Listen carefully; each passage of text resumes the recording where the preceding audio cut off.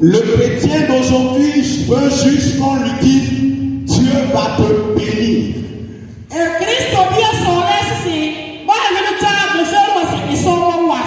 Nous les chrétiens, nous ne voulons plus souffrir. Or, Christ nous interpelle à souffrir pour lui.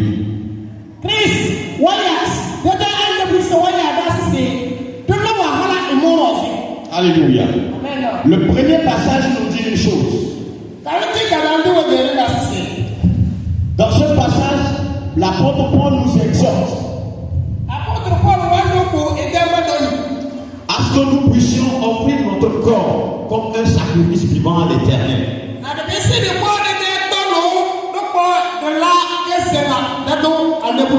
La question ce matin est de savoir, est-ce que tu t'es déjà offert un sacrifice à l'Éternel?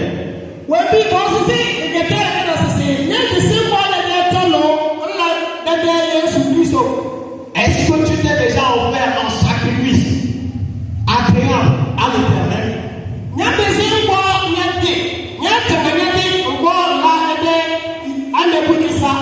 Il ne s'agit pas de venir à l'église. Il ne s'agit pas de dire oui, j'ai été baptisé. Non. Mais quel est le sacrifice ultime que tu as eu à faire pour Christ? Les jeunes aujourd'hui ne veulent même plus qu'on leur parle de Jésus.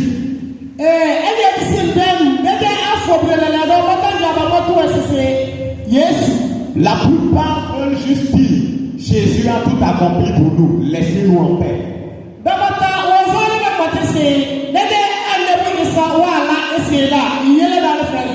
De la manière dont Jésus s'est sacrifié sur la croix, est-ce que toi-même tu as déjà fait le quart de ce sacrifice pour lui?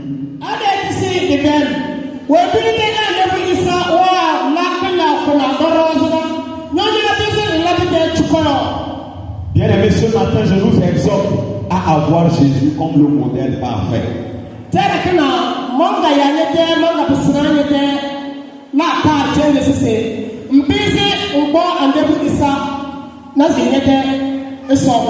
Est-ce que ton adoration reflète l'adoration d'un vrai chrétien? Est-ce que ton adoration reflète l'adoration d'un vrai chrétien?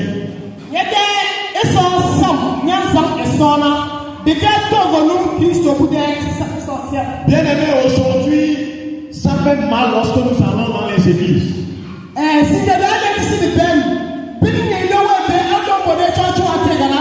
Et qu'on voit les membres qui n'arrivent même plus à adorer Dieu.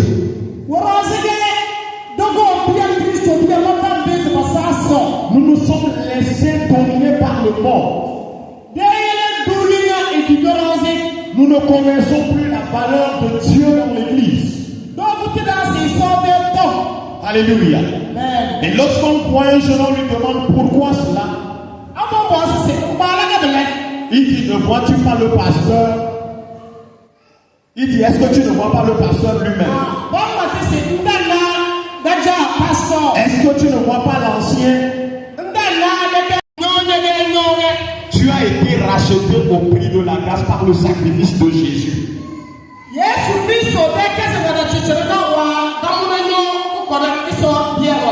Bien-aimé, le monde est en train d'apporter plusieurs chrétiens aujourd'hui. Mais ne nous laissons pas embobiner par les effets du monde. Bien-aimé, tu es spécial pour Jésus. Tu es une personne spéciale pour Dieu.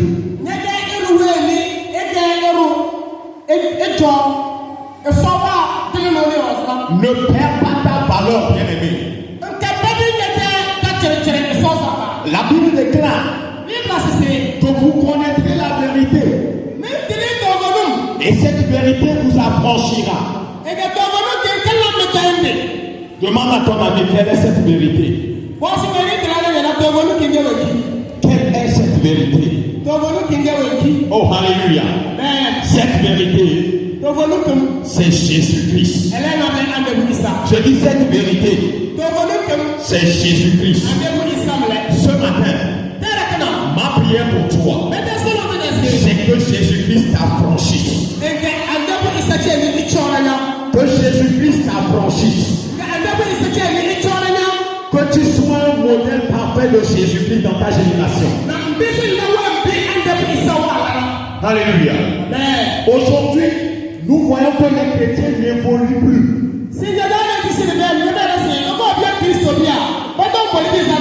Pourquoi?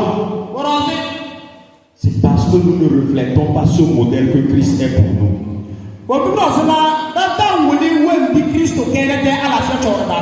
Qu'est-ce qui t'empêche d'être ce modèle parfait de Christ?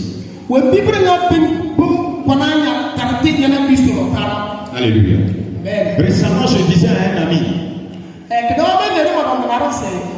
je suis en train de m'évertuer à être un sacrifice pour Dieu.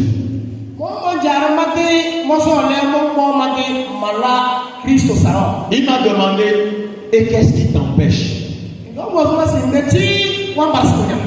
Je l'ai répondu, un seul péché.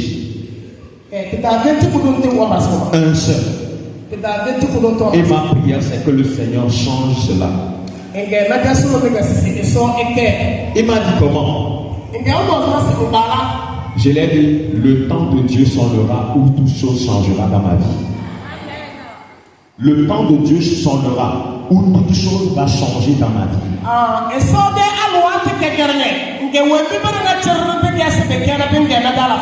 Ce que tu es.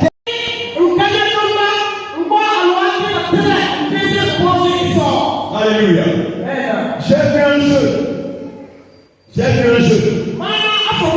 Qui m'a dit un jour, mon frère, pourquoi dans votre église les jeunes qui ne portent pas par parole?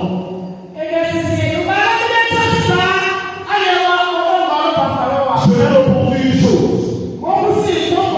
Ne vous conformez pas au siècle présent.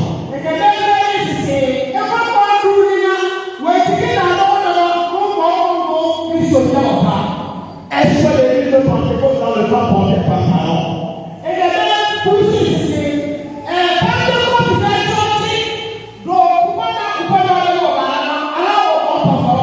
Alléluia. Aujourd'hui, vous allez voir plusieurs choses. Ils ont pris un modèle des hommes. Ils se voient comme quelqu'un et ils disent c'est mon père. Ils se voient comme quelqu'un et ils disent c'est mon père. Il marche d'une manière, on lui dit non, c'est là que marche sur mon père.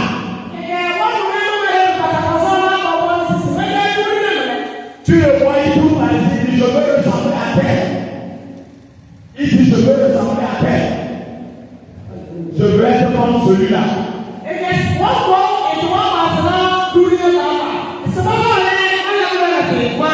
Mais ce matin, toi seul, toi maman, toi papa, je t'exhorte à avoir pour modèle Jésus-Christ.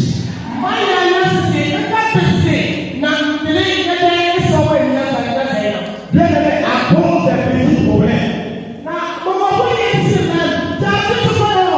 nous savons Jésus. Lorsqu'un petit problème se vient dans notre vie, nous trouvons que Dieu nous a abandonnés. Les chrétiens ne veulent plus souffrir.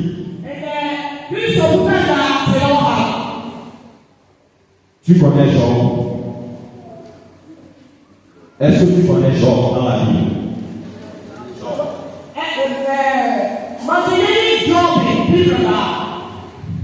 Sais-tu ce que Job a traversé? Alléluia. Qui ici a pu perdre ses enfants en une seule journée?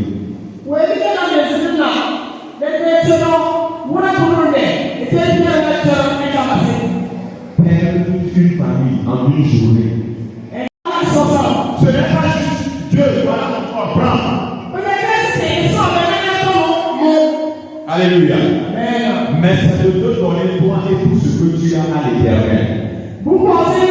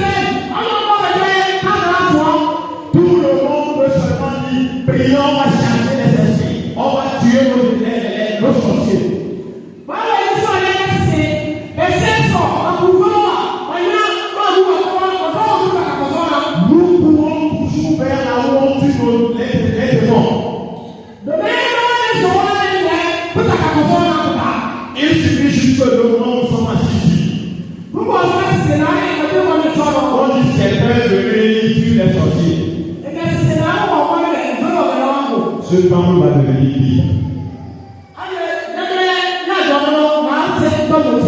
Oh, mais tu connais la vérité. Je dis, tu connais la vérité. Toi, tu n'iras pas. Dis à ton ami, tu n'iras pas. Ou bien, il va abandonner. Alléluia. Plusieurs chrétiens, lorsqu'on parle de la venue de Jésus, ils commencent à dormir. Quand on parle de la venue de Jésus, il faut que les gens se la dérangent. Mais il suffit qu'on dise, petit Satan,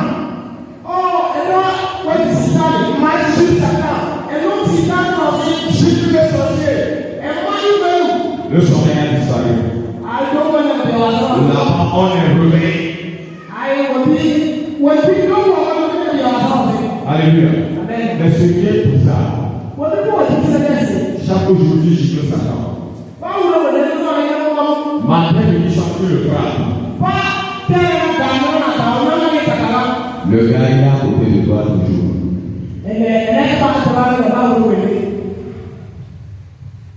Tu poursuis le sorcier. Lui aussi le poursuit. Alléluia. L'apôtre Paul n'aura plus place dans son salon. Maman pasteur n'aura plus place dans son salon.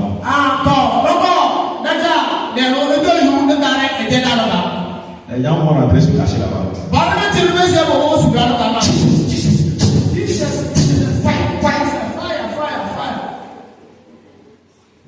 Ne vous conformez pas au siècle présent.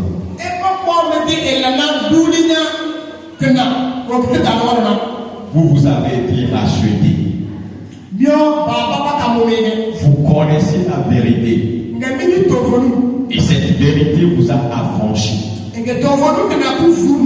Quelquefois je dis même, si je pouvais vendre tout ce que j'ai pour venir donner ça à l'église là,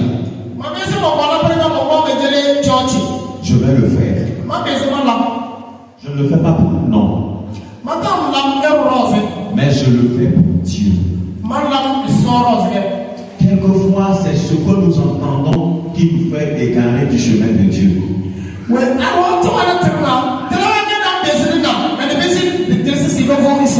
Votre église est devenue église de l'argent. Au lieu de prier pour nous, vous nous demandez l'argent. L'argent. L'idée. L'argent. Qui ici n'aime pas l'argent? Alléluia. Amen. Qui s'est réveillé un bon matin et puis il a porté short déchiré venir à l'église?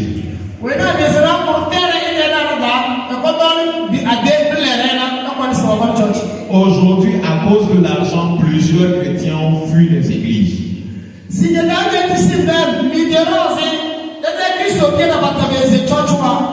Tu fuis ici, tu tombes dans le pire, tu ne sais pas.